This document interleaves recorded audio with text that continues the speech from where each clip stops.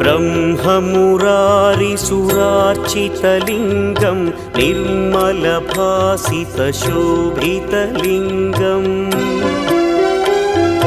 जन्मजदुःखविनाशकलिङ्गं तत्प्रणमामि सदा शिवलिङ्गम् देवमुनिप्रवरार्चितलिङ्गं कामदहन करुणाकरलिङ्गम्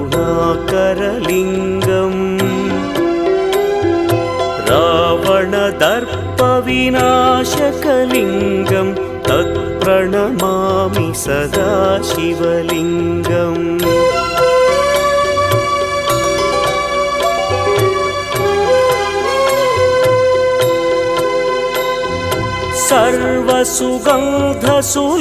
सर्वसुगन्धसुलेपितलिङ्गं